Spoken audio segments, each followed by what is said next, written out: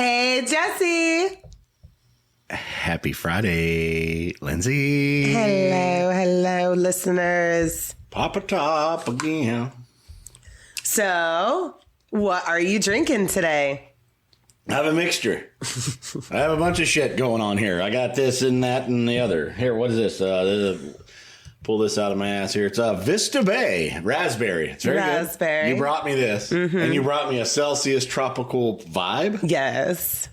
And what's in that little goblet over there? I went to my bourbon cabinet. Yeah. Cabinet. To the cabinet. And I already had a little bit. So, yeah, it's port finish, St. Augustine Distillery. Mm-hmm. Your favorite. Motherfucking bourbon. Yes. It's my last little bit. I know. And I made love to the bottle before I threw it away. Let's go back to the beach in the distillery. That's a promise that you're going to have to fulfill. All right. There, Lindsay. Okay. It's going to have to happen. It's going to have to happen.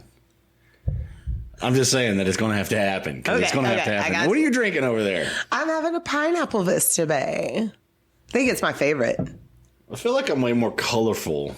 I really like than you like. I really like the lemon lime also. Yeah. And in the other box, I love box, Vista Bay. And in the other, I'm just waiting for you to talk for me.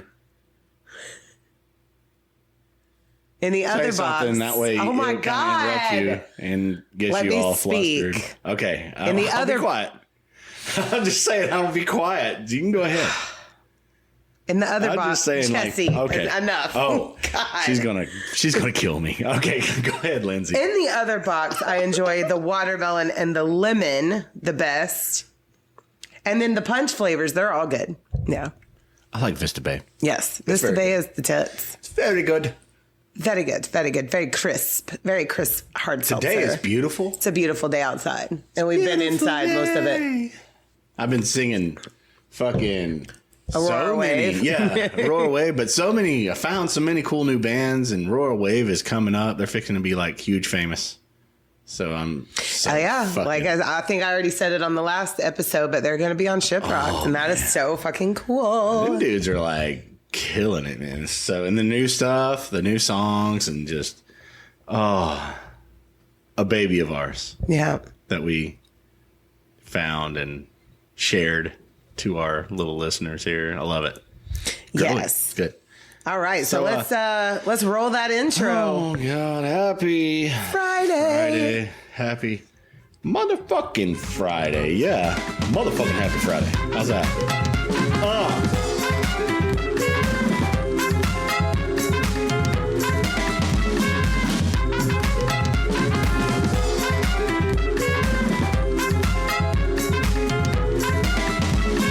This whole thing with my shoulders now. Look at this. Isn't it cool? They can't see it, but he's doing a little jiggeroo with his shoulders. With his shoulders. So we're on episode 33. Dirty 33. Yes. I had to look because I couldn't remember what episode we are on.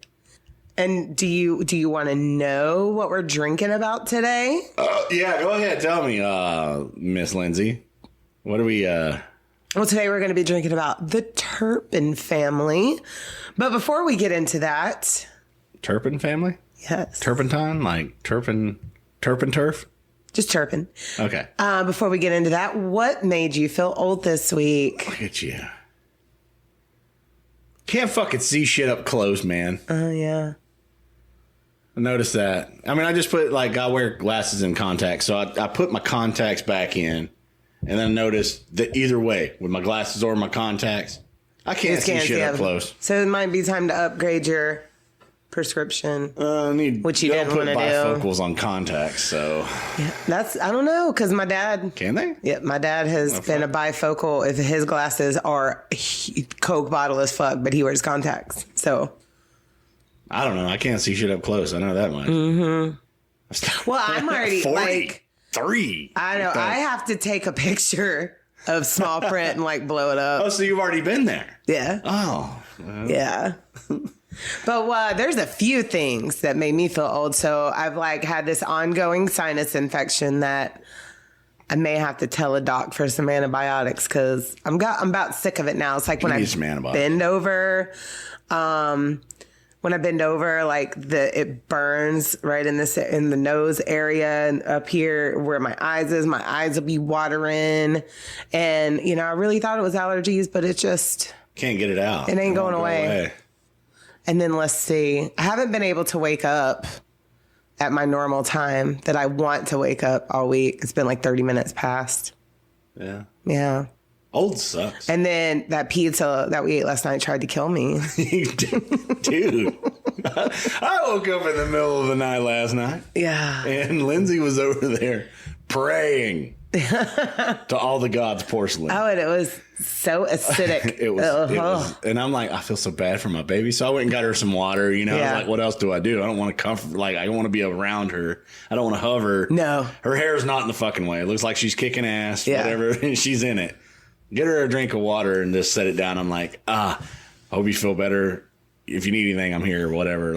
Well, sometimes it just feels good to get it out of your body when it's bothering you. Can't eat the same shit. It was almost like relief, but yeah. So it was grandkid night. So we order a shit ton of pizza. We get the meat treat and we get the supreme and veggie. And it was real good going down. We went ham for real. But you seen my ass go get me a Prilosec before I started. Yeah, so I'm gonna do that from now on when we eat tomato based foods. Like the Bloody Marys and shit don't bother me. And it's really not not the ingredients so much. It's actually just the bread or something the pizza. I only eat the toppings. All I ate on the bread was the thin crust, which is barely bread at all. I had like 2 pieces of that. All those same ingredients any other time without being a pizza, and I'm fine. I don't understand it. But we put it in pizza form, and it is Heartburn City. Yes, deadly. It's deadly. So if you are new here, what we do is we have a drink or two sometimes. I tell Jesse a true crime story that I've been wanting to spill my guts about, but I save it for the pod. So I tell him a story. Sometimes I break him. Sometimes I puddle him. Sometimes he just wants to leave. Last weekend, I flipped the script on you. You did. I was like, sir. Who is this dude over here? That's like agreeing with this. No, like I said, I wasn't agreeing with it. I was just trying to come to the understanding. I wasn't victim blaming whatsoever because murder is never the answer. But at the same time, my head cannot wrap around how a woman in her 20s can be ruled by their parents. Right. You couldn't find comprehension. Like even if you live at home in the status, like in our house, we have a 20-year-old living at home. He's got certain things he's got to do during the week, and he's got to pay a certain amount of money for his car payment, and insurance and stuff. But other than that, he's got freedom. Yeah. Yeah. And has pretty much since he turned 18. Yeah. Because how are you going to, especially if they have a job and we're letting him establish, manhood.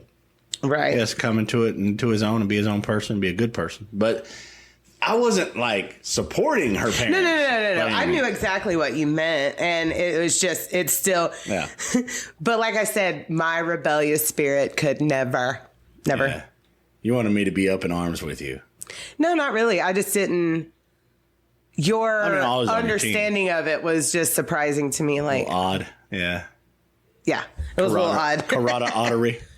But at the end of the episode, we also plug a band that Jesse has diligently sought out and gotten permission to play. And he's really excited about this week. He's already brought it up several times. So we're going to get this thing rolling. But we're going to do things just a little different. We're going to start with that 911 call. Okay. Yeah. Okay. So I'm going to need you to plug that in real quick. All right, here we go, y'all. And we're going to start the ride of the Turpin family. Because these are horrific usually. This stuff really starts setting the tone. Mm-hmm. So you're wanting to fuck me up on this one. Is that what it is? Well, it's important to start the story. Thank you. Thank you. 911 emergency, what are you reporting? Help. This is 911. Do you have an emergency? I just got away from home because I live in a family of 15, okay? Can you hear me? And we have abusing parents. Did you hear that? Okay, how did they abuse you? Okay, they hit us, they throw us across the room. They pull our hair, they yank out our hair. I have my two little sisters right now are chained up. Okay, how old are you? I'm 17. What's your name? Golden Turpin. Oh, yes, I'm still here. What's your address? Okay, you gotta give me a minute. It's gonna take a while. I've never been out. I don't go out much, so I don't know anything about the streets or anything. Does anybody at the house take any kind of medication? Oh, I don't know what medication is. Whoa. Just the whole house full and everything. She's like, I've never really been out. Like, I don't even understand what that is. You heard her voice. Can you believe that she's 17? She sounds 5 at the most to me. She did. Maybe. Okay, we'll say 7 to talk that clearly. Right. 17. Very creepy, very not normal. I'm trying to wrap my head around just that call alone. So I'm starting off of that. This is what you gave me. Yes. This is what you gave me. Well, so if you didn't understand clearly, that was 17-year-old Jordan Turpin, and she is one of the 13 Turpin children brought into this world by David and Louise Turpin. After that phone call on January 14th, 2018, police were brought into one of the most horrific scenes that you could imagine. The Turpin house in Paris, California was covered in trash, filth, feces, urine, molded food, and 13 children who were starving, malnourished, filthy, and some of them chained to their beds. What the fuck, Lindsay? The age range of the Turpin children were from 2 to 29.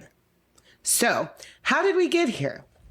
All right, David Allen. I don't know if I want to be here. You can't leave. The hell on. What the hell? You're in now. Oh, buddy. you got me now. Yes, I got you now. I have to ride this wave. Yes, hold on. It's not Aurora. I knew you were going to say that. Oh, man, no. Oh, I'm picturing it. I'm trying to, it's all just, it's coming and it's going to be fucking. So David Allen Turpin was born on October 17, 1961, and he was a man of the Pentecostal faith. Oh. He did well in school and graduated as a computer engineer from Virginia Tech and worked for Lockheed Martin and Northrop Grumman. He met the woman that he would marry when he was 23 years old, and she was barely 16. And her name was Louise Ann Robinette. So Louise, she was born on May 24th, 1968, and she, unfortunately, would be sexually abused most of her life by her grandfather, and this abuse was allowed by her mother, who had also been abused by the same man. What? Yeah. Very horrific. Just fucked up all right off the rip. Yeah, we're kicking you right in the nuts off the rip. Okay. So David and Louise married in Parisburg, Virginia in 1985. And between 1988 and 2015, the couple would have 10 sons and 3 daughters, all with names starting with the letter J. Wow. They believed that God had called upon them to have as many children as possible. In the early years, the family seemed to be doing great. They lived in Fort Worth, Texas, and David was making a 6-figure salary, which is nice. So he's traveling around with Lockheed, and looks like he went from California. No, California is where we start the story. We're going back in time. Yeah. He started in Virginia. Okay. Now we're in Fort Worth, Texas. Okay. So, but he's moving around because of probably his job. Probably. Yes. Yeah, that's what. And so they lived in Fort Worth, and David was making 6 figures. They would invite family members to stay for a week at a time once a year and would go to theme parks like Disney and Six Flags, all paid for by the Turpin family. Louise's sister Teresa would say that at this time, the family home was always spotless and everyone always seemed really happy. So it seems good so far at this point. Right. But they were definitely Definitely living beyond their means. Oh. And he actually filed for bankruptcy the first time in 1992. They only had 2 kids at this point. Oh. Yeah. By 1998, they now had 6 children, and all the lavish family trips stopped. And when the oldest child, Jennifer, started attending school, she was picked on because she was dirty and smelly. And she actually had a candy bar wrapper being used as a scrunchie to pull her hair back. Wow. Yeah. So a lot went downhill from 92 to 98. And this to me, I don't understand why this isn't reported. When a kid has a candy bar wrapper in their hair as a ponytail holder, you need to say something. Start with the parents. And if teachers know. Teachers know when a kid is being made fun of because they're dirty and smelly. They can look right at them and see that they're dirty and smelly. That usually means that there's problems in the home. Who else is better to know about kids than somebody's around a whole lot of different kids? Right. And and they're all mandatory reporters. So that's just where a lot of things just go unsaid, unreported. Yeah, definitely noticed. Things could have been prevented. Yeah. Y'all better say something if my kid's doing something crazy and goes to school smelly. Tell me. Right. Like, I'm mad if my kid smells like body odor just walking past me in my own house. We're going to upset. tell him to begin with. Yes. But if there's something shady that we need to know about our own child, tell me. And, and actually, it might have been looked into a little bit because shortly after that, they started homeschooling the kids. Now pulled them out. I don't want to put a bad stigma on that because we are now homeschooling our kid, but it's not because he was dirty and smelly and we're unclean. It's because he was Our kid does get smelly though. Oh yeah, he does. But we make him wash. He has to. He has take to his wash. shower. Yes. 11-year-old. Now it's a in fight. In the body of a 14-year-old. It's a fight. But we make him wash. Yeah, he don't always do the best job. Dude. But we don't live in filth. His clothes are clean. They smell like Tide Pods. Okay. But anyways, in this situation, they pulled them kids out because they was getting a little attention put on them. Yeah. And everything in the household just went way the fuck down. And they really weren't homeschooling them. According to Jennifer, she remembers at first it was like that, and then it went downhill, but we're going to keep on with the story. So in 1999, they now have 7 children and moved to a more secluded area in Rio Vista, Texas. This was on a farm, basically. And the new owners of their previous home was horrified at the mess that was left behind, which also included scratches on doors, feces on the walls. Oh, yeah. And they assumed that this was made by animals. Them poor ass kids. I know. Lindsay. Now, I do want to say one of my main sources for this case was from Jennifer Turpin. She's the oldest, from her book called Where Was God? And it's so sad because she apologizes right off the top that it may not be, what's the word? Grammatically, no, that can't be right. It doesn't have all the correct grammar, but it was still easy to listen to. It was you got the moral of the story. You know what I mean? Or not the moral, but you understood what she was talking about. She's putting out her word the best she can. Yes, with the from education a very that she had. very low education level, right? And me, I've graduated at least from high school and been around a whole bunch of stuff, and I still seem ignorant as fuck. It's the Appalachian in me. It's deep-rooted. Deep-rooted. So now, when they get to Rio Vista, at first the Turpin children were allowed to play with other kids in this area, but that didn't last long. One neighbor recalls how white the kids' hands were, like they were wearing gloves, but actually that was the only clean part of their body. Oh, the rest of them was just that damn dirty. Right. Poor kids. The neighbor said that the children told her it was a waste of water to clean anything above your wrist. Yeah. Now, instead of reporting this, the neighbor just stopped interacting with the Turpins and didn't let her kid interact with them anymore. And David and Louise stopped letting their kids out during the day at all. And they were only allowed out at night, and they had to stay close to home. So to avoid society completely, They've lost their fucking minds. They only let their kids out at night, and they're literally living nocturnally. Yeah. They should have lost their kids a long fucking time ago. Oh, yeah. Somebody would have took way better care, man. Come on. Another neighbor said that they saw two of the boys digging in the trash can for food. But still, nothing was reported.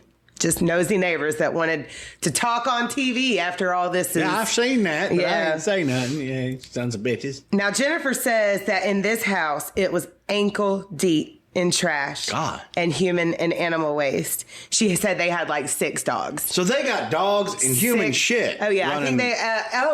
I did not put this in my story, but she shares in her book how she had gotten a kitten, just fell in love with this animal.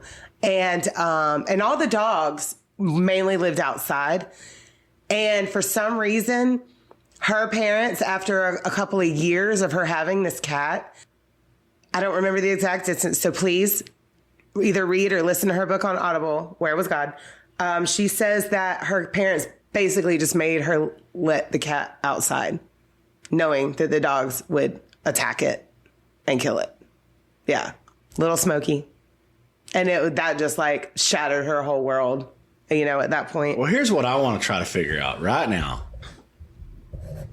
How in the fuck did her parents, how do these two human beings decide that this is just going to be their lifestyle? They didn't have that growing up as well, there is no real answer. I mean, unfortunately, but Jennifer does talk about how as a child, she remembers her mother being this wonderful person, but her father was always kind of abusive towards her mother.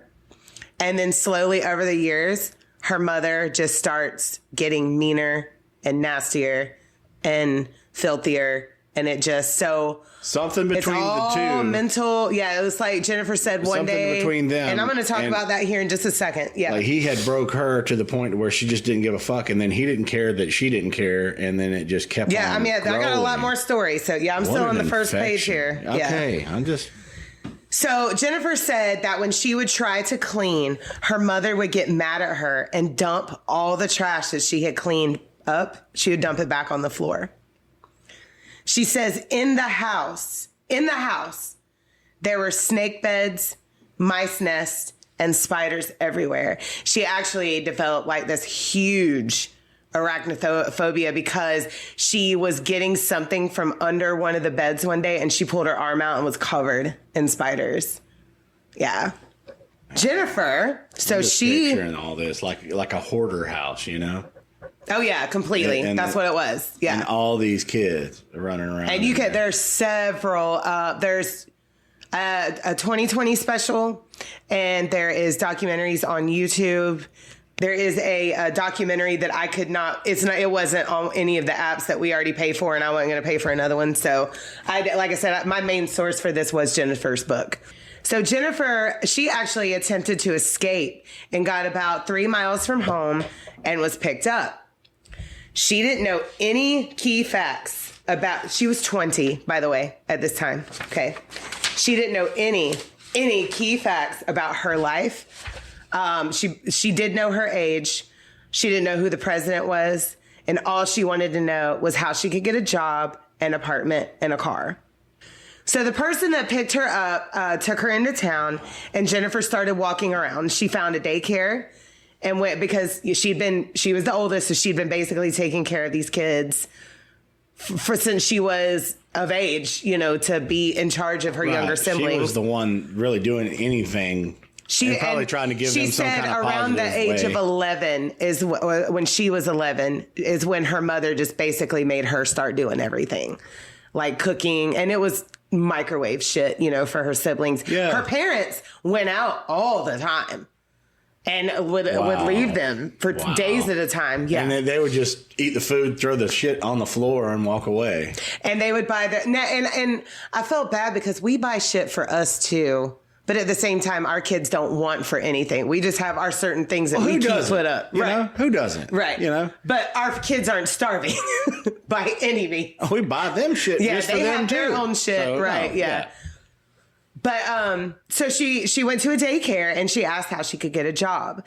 They gave her an application, but Jennifer didn't know her address, her social security number, nor did she have an ID. She felt defeated and actually thought about jumping in front of a moving vehicle to end her life. But she says God told her not to and to trust in him. So she says that she found a little house by a church and knocked on the door, and a sweet couple took her in. They cleaned her up, fed her, and took her to a football game. But the next day, she says that it was God. But in my most humble opinion, Jennifer, if you listen to this, this is just my humble opinion. It was probably a mixture of fear and Stockholm syndrome. She called her mother to come get her. Yeah, she was 20. She was thinking about everybody else. And she was thinking about her siblings. That's what she's done since she was 11. Yep. Yeah. That's now, what that was. Poor Jennifer. Right. Poor everybody in this whole ass family. Oh, God. Fucking I know. hell, it's just... Man. And it... okay, well, let's get there before I talk about that. Okay, so right before Jennifer's escape, David lost his job and the family went into severe debt and their farm was foreclosed on. So they just packed up and left. The neighbors decided to take a peek in on this abandoned home, and it was, of course, absolute squalor. And was it reported? No. Once again. No. Follow them. Go find out who these people are. They're fixing to live somewhere else like this with all these kids. The pets were left behind. There was like a pig and dogs all left behind that were just surviving on trash. What the fuck? The neighbor, Shelly, who had previously interacted with the Turpin kids, she saw that there were ropes that were tied to the bunk beds and just assumed that the kids had done that. Not that these kids were being tortured in their own home. But she sure wanted to talk about it later. But she didn't report a thing. She was nosy Nancy. But we just had 3 people move out of our cul-de-sac. Mm-hmm. And if I hadn't seen just the common shit set out of the curb, and then you can peer in because they're moving in and out, and you can see these nice, cleaned out houses. Yes. If it would have looked like it was 2 foot deep. Our neighbor's garage was way more organized than ours. Yeah. We try so hard. It's stylish. We got too much play shit, and then he goes out there and plays with all the play shit. I mean, we have, because we have stuff for Christmas and camping and beach and kids' old football shit and Halloween pictures and cons and festivals and all this. So he goes out there and plays and screws it all out. Yeah. And then he's got his drum set out there. And like our neighbor but it's not nasty. None of that's nasty. But I'm saying if I would have rode by any of those houses and seen it 2 foot deep in trash, and animals and shit and 15 kids piling out and look like they're still living in caves, I would have been going to report it. Especially if you know kids are involved. Especially if you know if 13 fucking kids are involved. Yeah. Because these houses that these kids are living in are not much bigger than what's in our neighborhood. Yeah. 13 of them. Well, even if they left, and it was hard for us to have 4 living in this house. If they were completely gone from this state, I would be like, somebody needs to come find out where these people just moved to, because what they were doing in their lifestyle, what they left needs to be checked out. Well, yeah, in these days too, and that's what I'm saying. Like, that house was foreclosed on, yes. But somebody bought the previous house before they moved out. They didn't come and look at it. Yeah, all the hush mouth bullshit. Yeah, fuck that. And then they want to talk shit later. Right. Fuck. So when David and Louise picked up Jennifer, her mom was crying and apologizing, saying things would change. But as soon as they got to the hotel that the family was now living in, all that shit went right out the window. So they even told Jennifer that they could have her arrested for child neglect since she had been the one in charge of all the siblings. What? Yeah, her parents told her that. I'd have beat the shit out of my parents if they had told me some shit like that. These kids couldn't beat the shit out of nothing because they were malnourished. Yeah. Yeah, but like doing all that, I'd have been like, y'all kids, y'all come with me right now. We all gonna go expose all this. Well, that's what I wish that the people that Jennifer had stayed the night with had have intervened. They were like, giving and caring, but at the same time, they kind of turned their back on. They had to have seen how smelly and stinky she was. She had to have told she them. was a 20-year-old woman who was the size of a 12-year-old. And probably talking like a 12-year-old. Yes. She had nothing to go off from. Right. It was just... So they stayed in several extended day hotels and then made their move to Marietta, California, into a cul-de-sac neighborhood, surprisingly.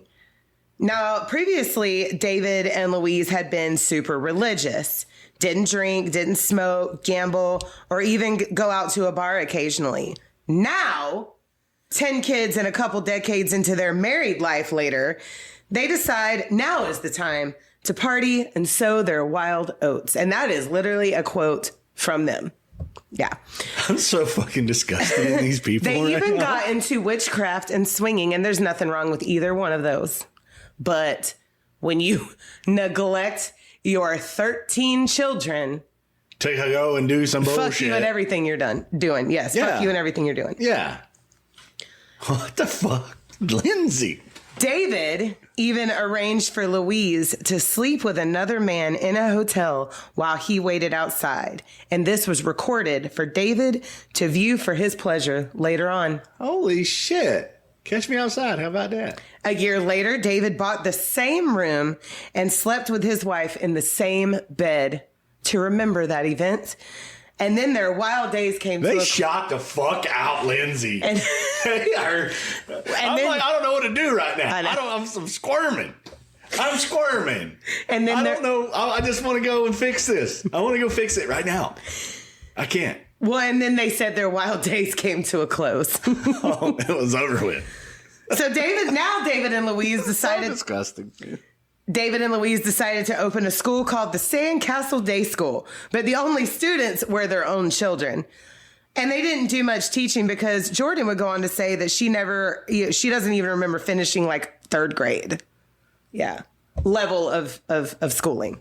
And she said that like she would try to teach her siblings things and her parents would get on to her about it. Like she would try to teach them shit that she knew and literally wanting to be on my way. I know. Go grab them youngins up. I know. And let them hang out in the backyard in a kiddie pool for a while. And then come in and I know, like we'll just take all the couches out, line up the beds and just have them rotate taking showers. And, I know there's something, somebody knew, we already see there's been quite a few people that could have reported. They're running into all kind of shit there that should have happened. And I'm so up in arms right now. I just want to go. I want to go fix it somehow. In 2014, they moved to Paris, California, and actually allowed the oldest boy to attend community college. Classmates would say that on days that there was food in class, like donuts or pizza, the Turpin boy would eat nonstop.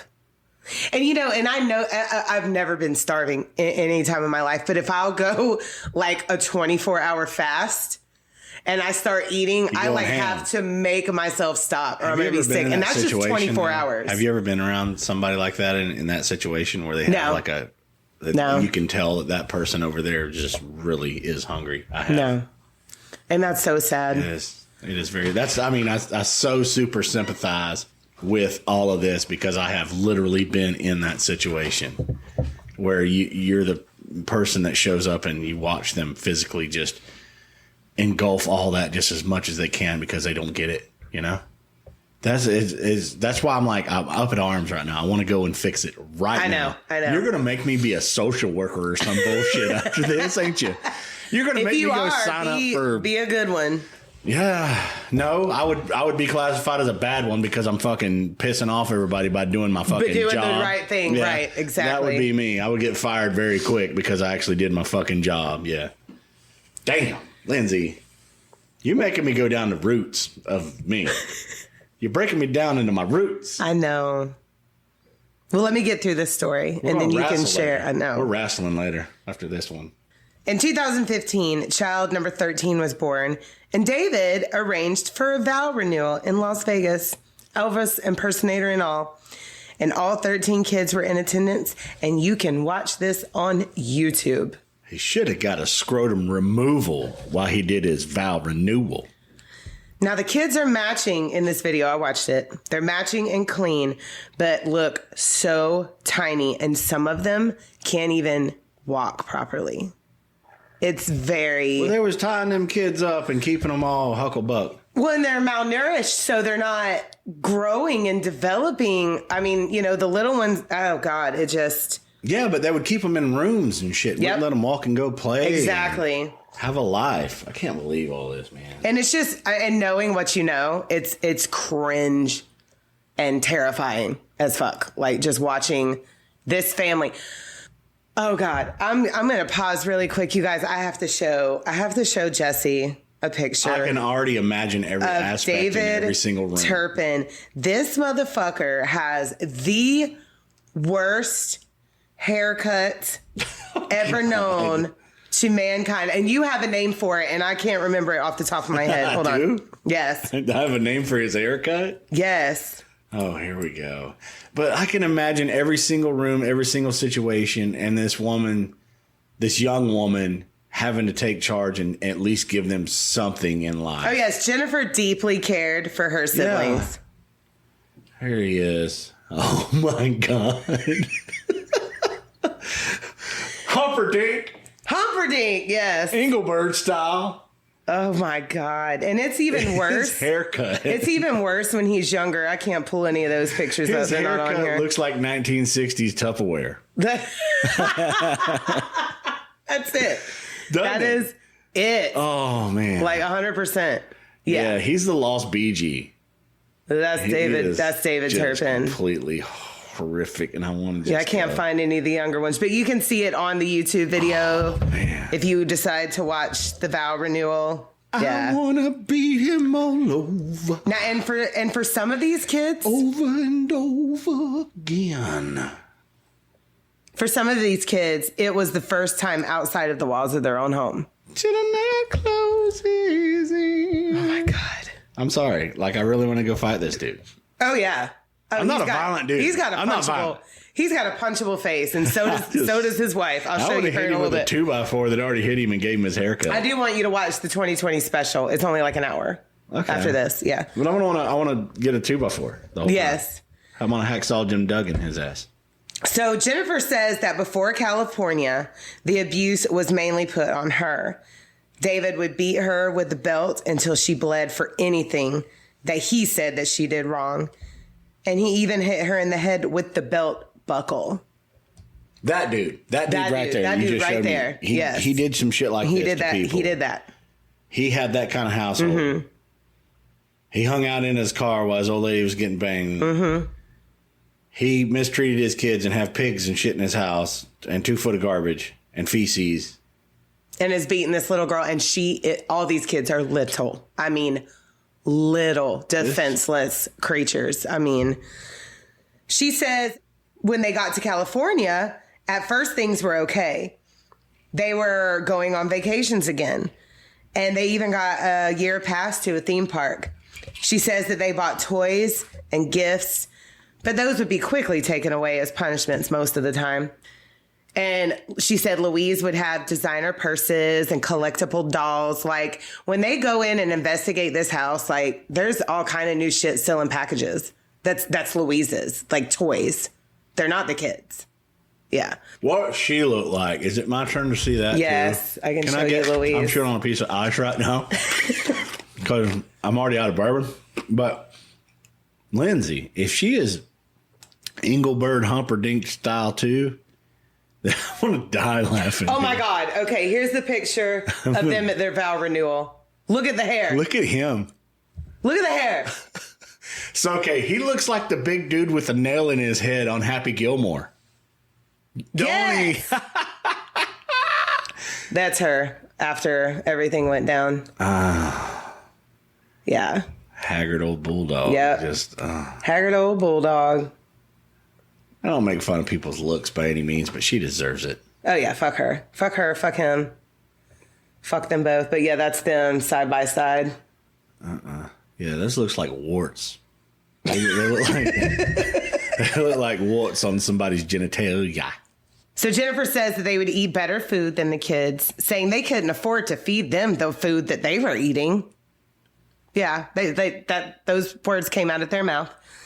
Jennifer says that after they had been in California for a while, the abuse got shifted to the other siblings. She said that her mother would now physically throw them across the room, saying she wishes they would die, and then chain them up. Then why have kids? Right. Why the hell you have kids? Jennifer says that one time her parents were going to set her up with a guy, and they actually told her that if she didn't have sex with him, he would probably, trigger warning, rape her. But like she just might as well go ahead and give it up. It didn't go through. But Jennifer, she says that she knew that if any dude that she was going to end up with was going to have to be picked by her parents because they had her in complete bondage. She never got out. Yeah. And Jennifer says that when she was 29, this is how long this poor girl is in this house. 29, almost 30 years old. Looks like she's 12. When she was 29, she was washing dishes, and Louise just looked at her and said, I always knew you'd grow up to be a slut and go to hell. I've always known to watch you closely. And she ain't never kissed a dude yet. No, she's never been with a guy at all. She never went out. The only time that she's been outside her house was when she escaped for a day. And with how horrifically beaten in to their heads it is, she took that so personally. So personally. She talks about it in her book. It's, yeah. So hard. Complete PTSD from her entire life. Couldn't clap back. No. And couldn't run because she was in fear of everybody else. God, this is horrible, Lindsay. So Jennifer had been hearing about her parents talk about another move, this time to Oklahoma, where they planned on keeping the children chained at all times or in cages. David had been laid off from his job in Paris and had already accepted a position in Oklahoma. Now, Jennifer and her sister, Jordan, had been planning another escape for about 2 years. Jennifer was too afraid to do it all by herself again, as she had tried once and failed. And after that, everything just got worse. So she wanted to make sure if her sister had gotten out and not been able to return with help, that she would at least be there to protect her siblings. You know what my saving grace is behind all this? 99.9% of the people that will hear our fucking voices would never live like that. No. The 0.1% might. Yeah. But I and guarantee if they do, and if there is one out there that's living like this and they hear this, maybe something will go up and be like, you know what? I need to go get some help or something. You know what I mean? If I get to that point, I'll let my kids go. Y'all just go. I'll take whatever fucking punishment they give me because it's got to be way better than this. Don't fucking have kids if you're not ready to have kids mentally, physically, financially. Don't fucking have kids. This is fucking... You want to chain them fucking kids up in Oklahoma? Mm-hmm. That was their absolute plan. They wanted to keep them. He needs to put his finger in his ass and mine Arkansas by himself. That's what he needs to do. Now, Jennifer had a phone at this time, and the parents were paying the bill, and it was closely monitored what she was doing on the phone. This phone was mainly so that David and Louise could keep in contact with her while they were either at work or out doing their own thing. You know, because they did that a lot. And so the plan was to use a deactivated phone that was still able to call 911, and it needed to be done before the move to Oklahoma. So on January 14th, 2018, the call was made, and the police came pretty quickly to the Turpin home. One fact that really stood out to me is that one of the kids, who was around 11 years old, their arms were the same circumference of a 4-month-old baby. Lindsay. Yeah. That just Lindsay. That fact just But they showed up. They're there. Oh, yeah. But that's how malnourished. That's what we shared earlier, right? Yes. They're there. That's when the call was made. Yeah, we have fast forwarded now to 2018, and they are now in the house. But that's how malnourished these kids were. An 11-year-old had this arm size of a 4-month-old baby. Yeah. My 3-year-old granddaughter doesn't even have this arm. We got chunky ass grandkids. I love it. We got chunka grandbabies. But praise be, Lindsay. Yes, under his eye. Yeah, all that. Fuck. Yeah, under the boardwalk, whatever. Under all that. Yeah, under the bridge downtown. Yes. So David and Louise were arrested and charged with 12 counts of false imprisonment, 7 counts of abuse of a dependent adult, and 6 counts of child abuse. And 1 count of a bad fucking haircut. Oh, my God. Well, David also had a charge of lewd acts on a child under 14. Now, see, a lot of this case is deep, but there's so many underage kids that a lot of those facts have to be. Right. And that's why only Jordan and Jennifer, I think, and one other, and Joseph, they're the only ones that I have found names on because the other's identity was completely protected. Of Joseph. Damn. Oh, my God. All of them, though, like each individual human being went through so much trauma, so much garbage. Well, he also had another charge of perjury on affidavits he had filed about the kids' education because, Yeah, they wouldn't give a shit. Right. Yeah. So on February 22nd, 2019, they pled guilty to 1 count of torture, 3 counts of child abuse, 4 counts of false imprisonment, and 6 counts of cruelty of dependent adults. Every human being in that fucking building was abused. Oh, yeah. Even themselves. They were self-abusing. Oh, yeah. Absolutely. Count them in, too. Well, can you do that? Can you fucking do that? It's all fucking there. That's what they were charged with all the others, but they only pled guilty. They only plead to the lower, I would hate lower to be that amounts. fucking lawyer, dude. I would hate to be their fucking lawyer. I would not be there. I would lose my job. Well, they were both sentenced to life without the possibility of parole after 25 years. But the story doesn't end there. Really? All the children spent about 2 months in the hospital due to heart damage from lack of nutrition, cognitive impairments, and neuropathy. That's where, your limbs go numb and shit. Yeah. The 6 minor children were placed in 2 separate foster homes, and 5 of them were adopted by a family who also turned out to be abusive. Shitty again. I know, this is where I'm going to tear up because... That's why I don't want to be a social worker. I don't want to do it. Why? Why didn't they get the fucking platinum package? This is where my faith in anything gets really tested because I want to know why these children... Look how mad you are right now. Why do children have to go through stuff like this? Right. It hurts. They didn't ask for shit. They didn't even ask to exist. They didn't ask to be here. Okay, I'm not going to cry. No, do it. Just do it. I'm fixing to do it, too. This family hit these already severely damaged children in the face with sandals. They pulled their hair. They beat them with belts and would strike them in the head. They were forced to overeat. And when they would throw up from that, they were forced to eat their own fucking vomit. Lindsay. Oh. Why do people exist I'm with like you, this? Dude, I'm so with you right now. This is horrible. Again, they had no fucking light on that end. And the foster father was also accused of grabbing, fondling, and kissing them on the mouth. Now, this family would go on to be arrested as well, but what the actual fuck? There was other families, too, that I watched more of the YouTube videos because that was as much as I could write down without being just fucking absolutely enraged. Well, yeah, you got content on 11 humans. Yes. And all what the fuck really happened, and then they're getting shit on again. It's nonstop. It's goodness. And then check this out.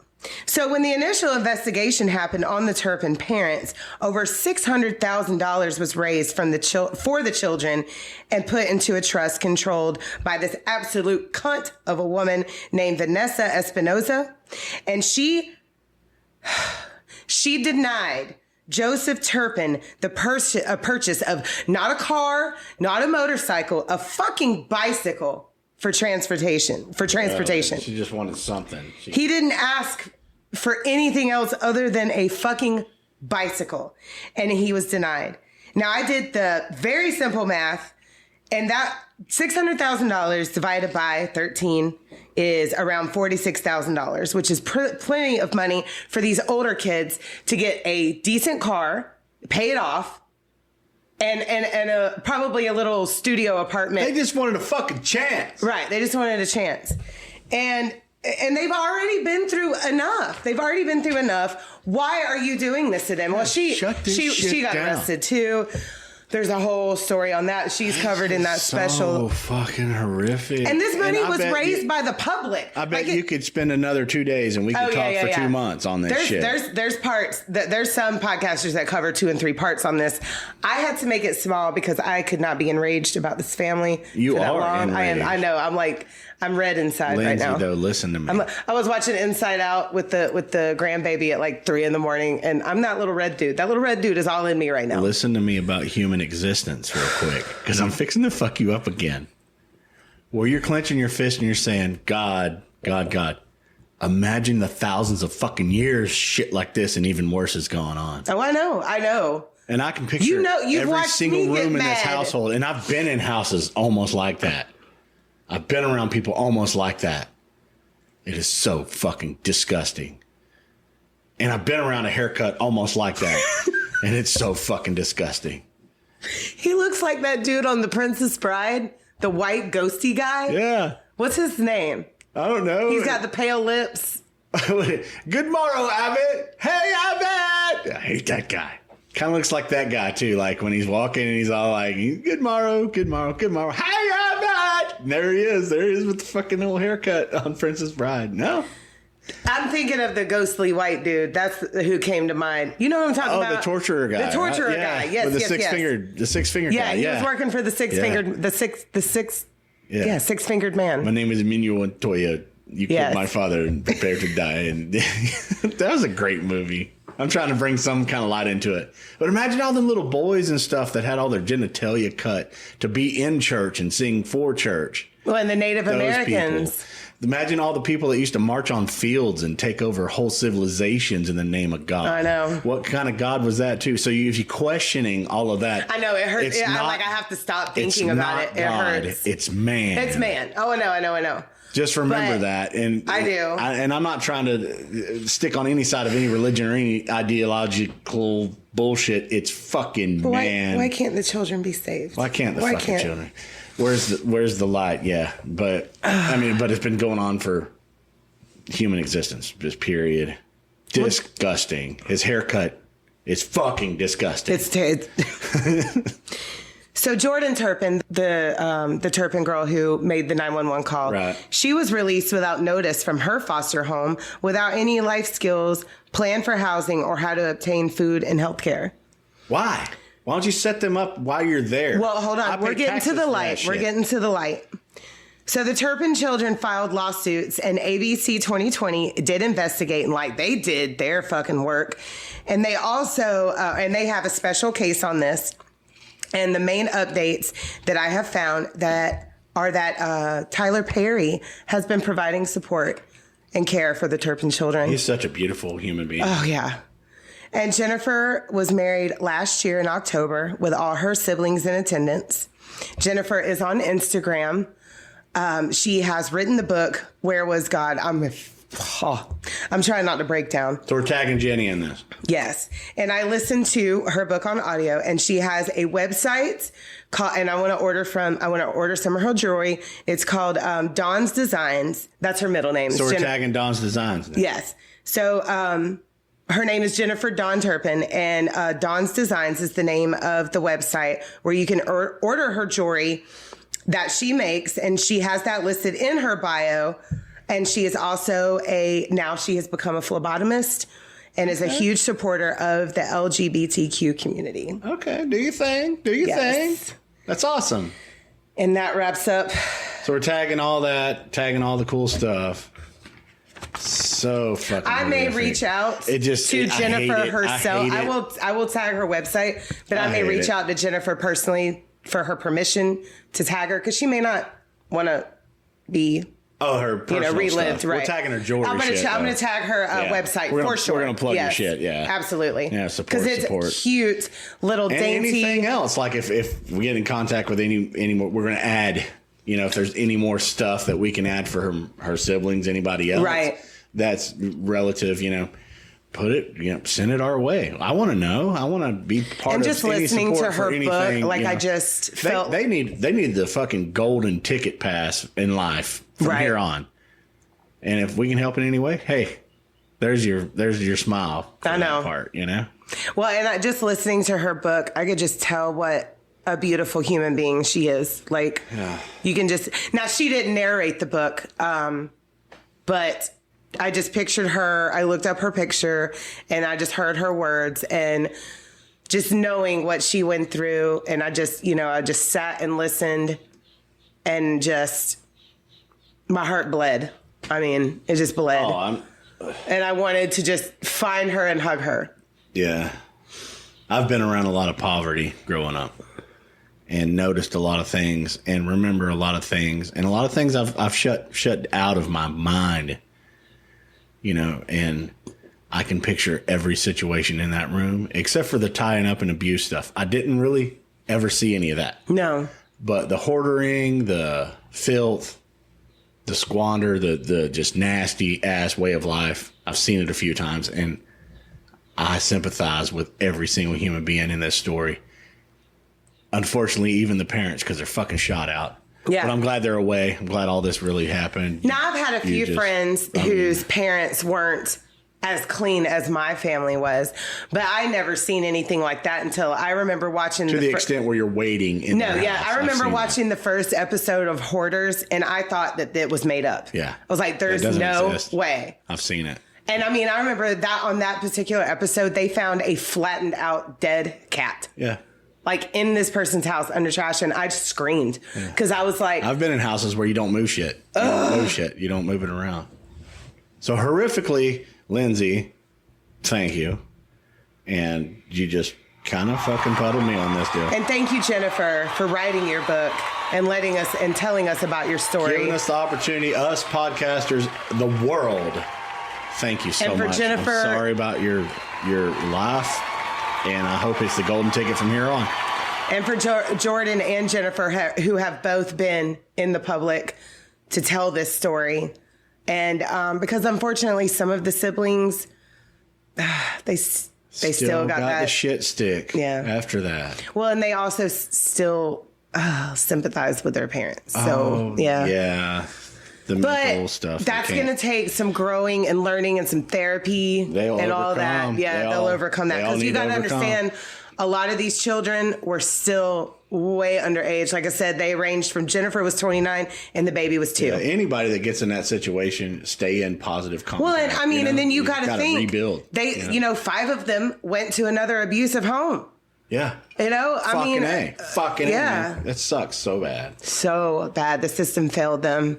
But thank you, Tyler Perry, for everything that you've done and all the other, celebrity figures that have stepped in. I know Oprah had some. Yeah. And thank you, ABC, for stepping in and doing your investigation and helping these kids. Oh, God. Because it could have just all been swept under the rug. Yeah, it could have. Could have just kept going downhill. I'm glad it came out. Thank you. All right. So let's turn this car around. And what band are we plugging this week? What band have you found for us to listen to? I've been so geeky. I know. Your face just lit up. I have. I'm stupid fucking ready. Y'all got to check it. It's been on my heart all week long. I know. And I was looking forward to playing this band. This is how I feel when I'm like, everything's on the tip of my tongue. I don't want to spill all the story to you, but I got to wait. Broken Hearts and Nickels. Broken Hearts and Nickels is the name of this group. Okay. The singer's a little bit older guy. The bass player, all these guys are from a huge music background. Okay. They all have wikis, all of them, and they're just amazing artists. The lyrics in this are they like a mini super group? Mini super group I found. And I just... this song's going to stick in your fucking head. Okay. And I want to play it right now. This song is called Little Ray and the Hard Truth. Okay. And Little Ray and the Hard Truth. It is. And what's the name of the band one more time? Broken Hearts and Nickels. Broken Hearts and Nickels. Love it. I'm always searching, show me the light, so I can cross it and lead here.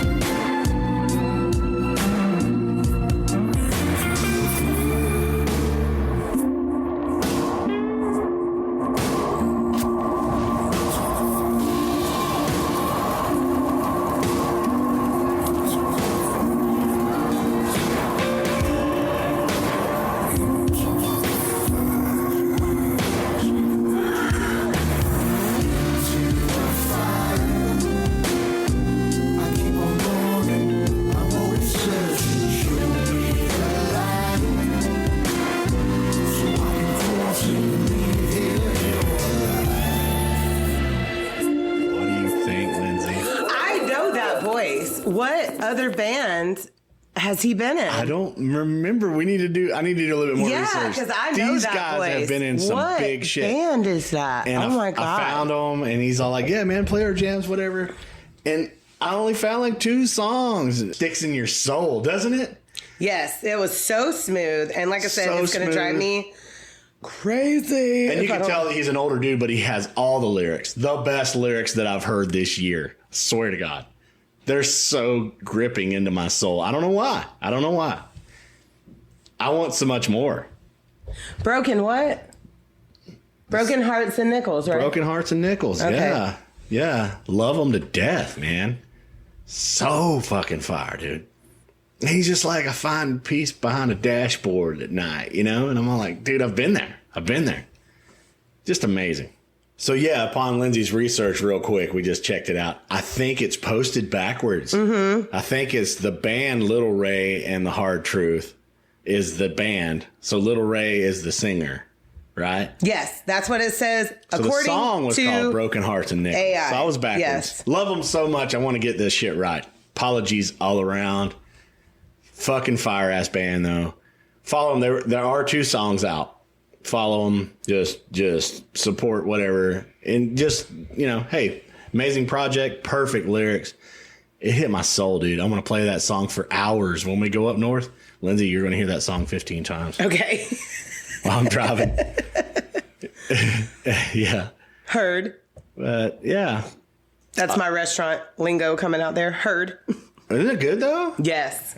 I mean, You like see it why was so groovy. groovy. Yes. And it has And an that old voice throwback is just, style, oof. but at the same time, this dude is spitting some fucking badass shit that's modern at the same time. I'm telling you, Does I've heard make that sense? voice before. Like I said, it reminds me of Whitey Ford, but I'm telling you, I've heard that voice Little somewhere Ray. else. Yes. Either way, Mr. Ray, do some Yes. more stuff. I don't know what really happened there. I did a little bit of research, but I was looking backwards, I guess. Yeah. So I don't understand. And that's okay, because that's why your wife is here to get do me straight. investigative. But on here on FBI. Spotify, it was the other way. So, but that's fine. I've done the same shit. Maybe it's just how it came out. But fucking love them. They're in my fucking soul. Once you hear it once, you got to hear it more. Right. That's the kind of music I love to play. Yes. Little Ray.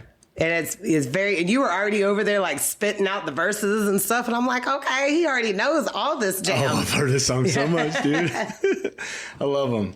We're going to leave this guy with you. And we want you to check out every band that we've played. Yes. Like, follow, share. We got all a the bands, playlist. Yeah. All of our content. We just hooked up with another podcast that we're going to start sharing a little bit back and forth. Actually, I just tagged them. And I want to keep on building this thing with you. This is fun as fuck. I know I'm starting to get a little calloused. I'm not as puddled as I should be right now, but I am completely. Is that weird?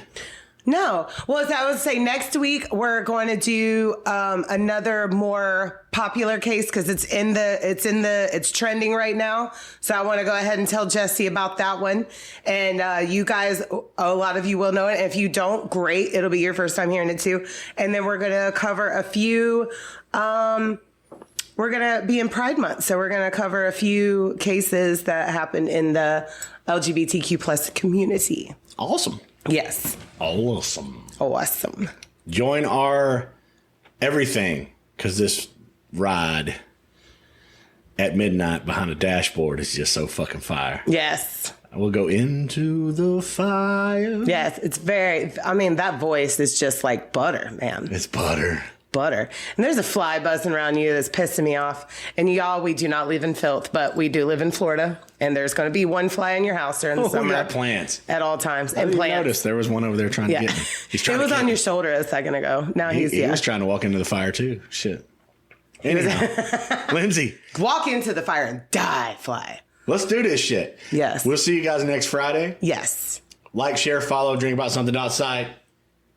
All that good stuff. Send us an email. Tell us about. I replied to one the other day. It was really cool. Yeah. Well, tell us about some things, true crime situations that you've been in, or if there's a local band that you think that we should seek out to play on our pod, tell us about that too. I'm almost up to 100 bands now, Lindsay. I know, have them all and I'm backlogged. like, I've got 300 cases, so Yeah. It's awesome. you're almost caught up with me. Finding some cool ones, I'm telling you. But we'll see you guys we can do this for a long time. We'll see you guys next Friday. Yes, we love you so much. Bye.